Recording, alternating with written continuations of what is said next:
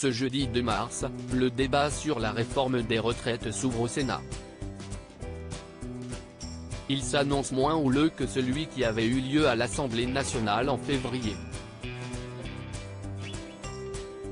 Les députés n'avaient pas pu aller jusqu'au fameux article 7 reportant l'âge de départ à la retraite à 64 ans et encore moins jusqu'au vote du texte. Le spectacle offert par les élus avait été très critiqué, notamment pour le ton employé relevant parfois de l'invective voire de l'insulte. Mesdames et messieurs les députés LFI. Vous m'avez insulté 15 jours.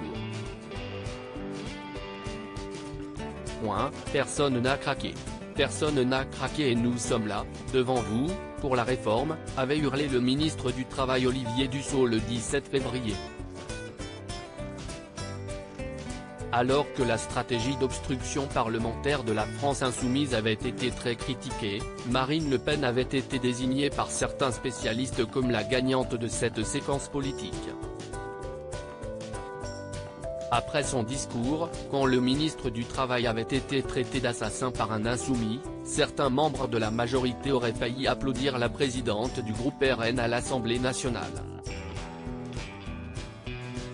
En jouant la carte de la discrétion, en proposant peu d'amendements, de censure plus de 20 000, note de la rédaction, le Rassemblement national a semblé se dissocier de la tactique de la France insoumise.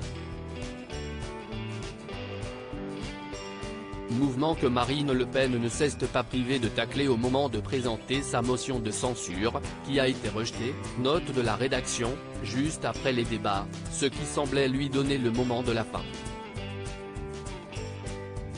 Mais certains ne le voient pas de la sorte, comme le patron du PS Olivier Faure qui lui a reproché d'offrir une petite victoire au gouvernement.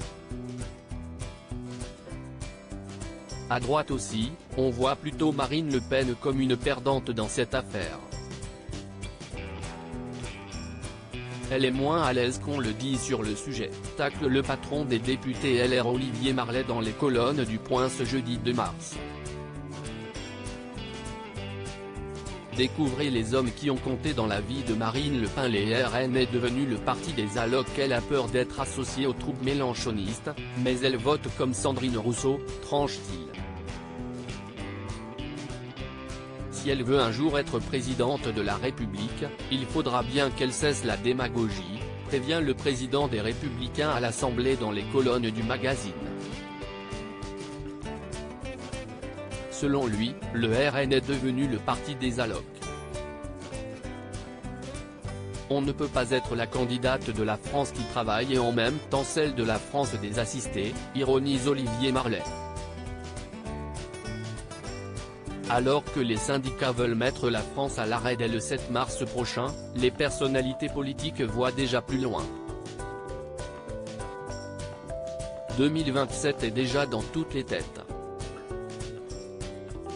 Article écrit en collaboration avec 6 médias Crédit Photo, Lionel Urman Panoramique.